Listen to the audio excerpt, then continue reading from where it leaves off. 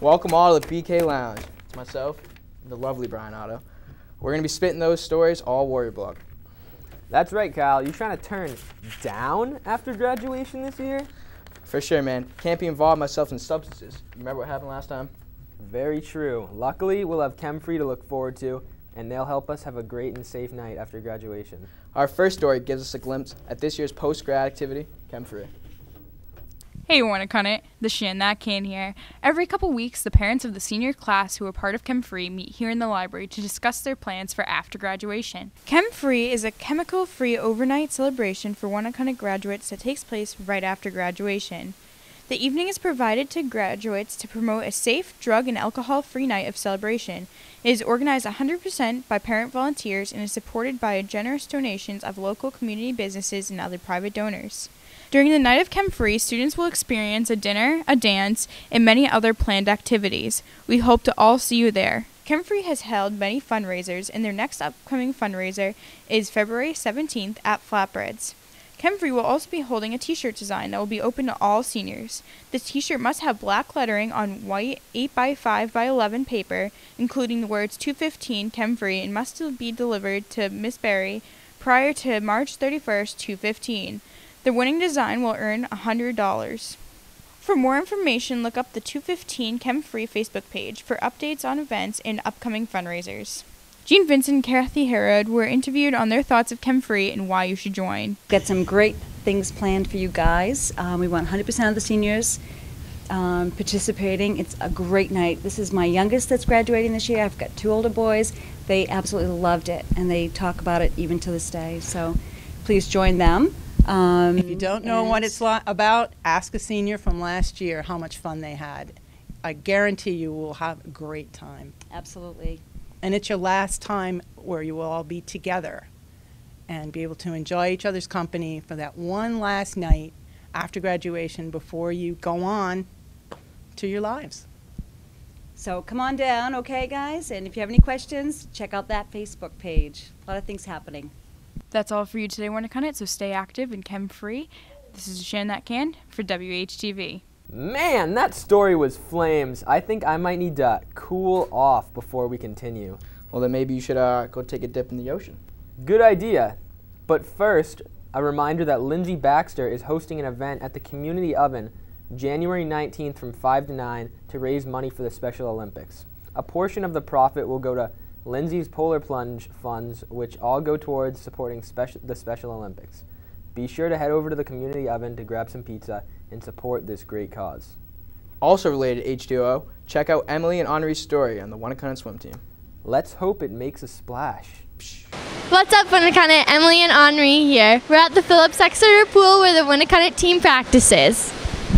We interviewed the coaches and some swimmers to find out what this team's really all about and what their expectations are for this season. It's different than any other sport.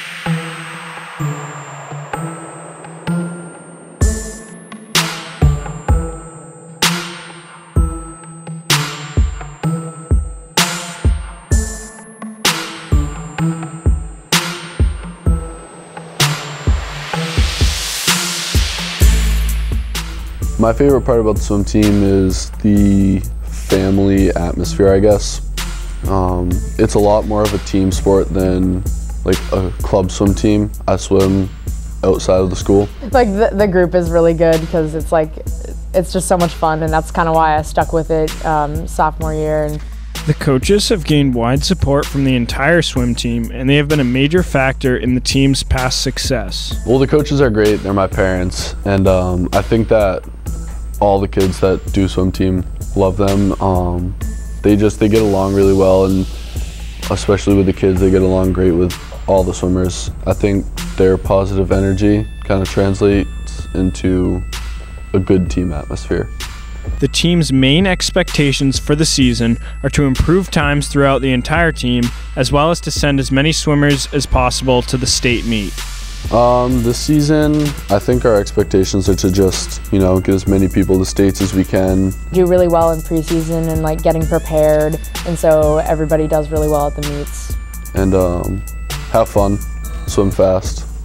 I think it's going to be a really tight-knit group, just because we have a lot of new freshmen and everybody seems to be helping each other out, and a lot of people already know each other, so I think it's going to be a fun season. That's all we have for you today, Winnicott. Make sure you support the swim team this season. This is Henri Coleman and Emily Durant, swimming out. What a wet story. Kind of reminds me of the next story. No time to waste. Roll Tide. Yay! Hey Winnicott, Emily and Maddie here. With all the schoolwork we have, students find it hard to make money.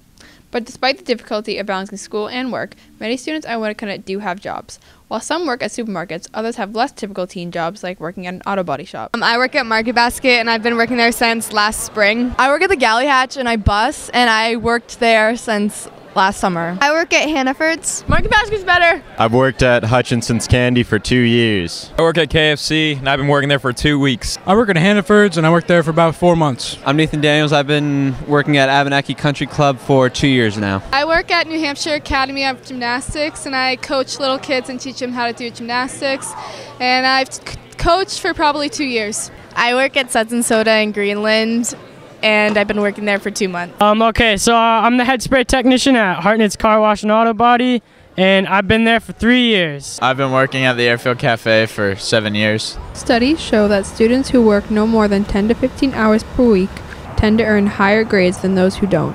Having jobs help teens feel more independent and confident, and can also teach money management. I think it's important for students to have jobs, especially it helped me save up for college. I also think that it gives you a good opportunity to not only socialize with other adults outside of school, but also helps you manage different skills that you might not have realized until you get to that job. There is also drawbacks of teens having jobs.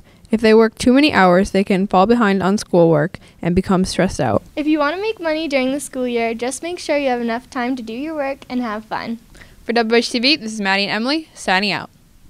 Wow, that story almost motivates me enough to get up and go get a job myself. You know, that's a really good idea, Kyle. But don't you think it's unfair that women only get paid 77 cents for every dollar that a man makes? Of course, but you have to realize that men also experience inequalities in their day-to-day life as well. Oh, I know all about that, Kyle. In fact, me and Jordan Keene have a story trying to uncover some of these small injustices that go unnoticed every day. Well, this should be interesting.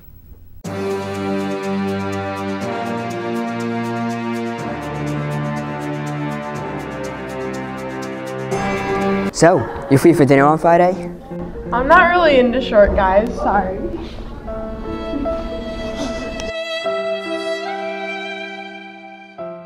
Who are you guys? We are the disciples of Anism. What's Anism? Come with us. Let's go. Anism is a movement not unlike feminism focused around equality between the sexes. The Meninist movement began in early November of 2014 when a Twitter account with the handle @MeninistTweet was created.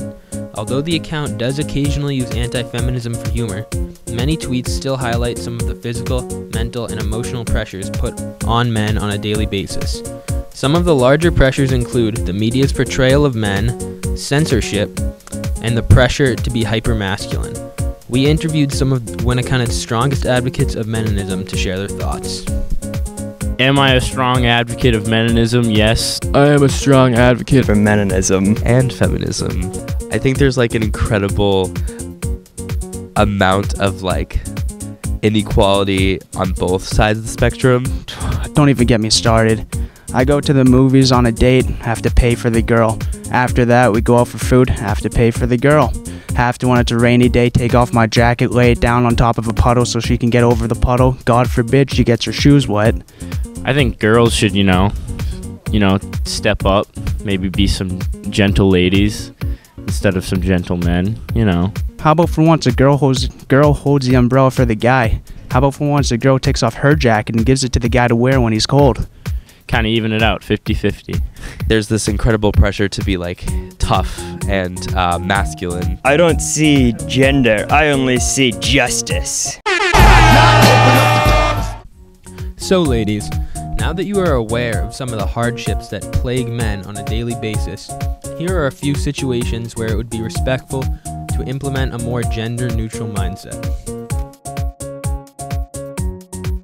Brian, this night couldn't have been any more perfect. Nothing could ruin this night. Nothing. Your check, sir. Crap, the check. We better split this or I'm gonna bounce. He better be paying for me. What kind of girl does he think I am? You gonna take that? I gotta go to the bathroom. Okay. I'll see you back in a minute. Okay.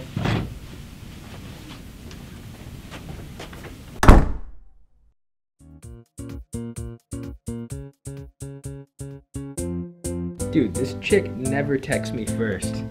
Dude, that's just how it's always been. Just gotta keep your hopes up. Who that could be? Dude, maybe my luck is changing. Yeah. Yeah. Oh.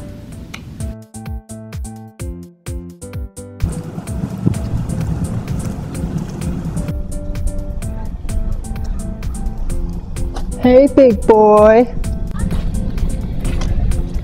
Hey. After you, big boy. What a gentle lady. So, I was thinking, what are you doing Saturday? I'm all yours. You know, guys like to cuddle too. I'm glad we got to highlight some of the things that happen to men. You know, it's a darn shame. It's got me really feeling down. Well, I know it'll prick you up. There's a Vex Robotics competition this Saturday in the gym from 9 a.m. to 3:30 p.m. Matches are 2 minutes long and involve the robots moving objects around. For the first 15 seconds of the match, robots must work on their own without any guidance from their makers. The last event attended by Wanakana was in North Andover. There are 20 students involved in this after-school activity where they use Vex programs. I really think that would cheer me up. Thanks, Kyle. But for now, it's time for a bathroom break. Congrats to the Wanakana basketball team for their Tuesday win. Mike Lewis had the game-winning 3. Check out the video after we sign out. Have a good weekend, Wanakana. Yeet.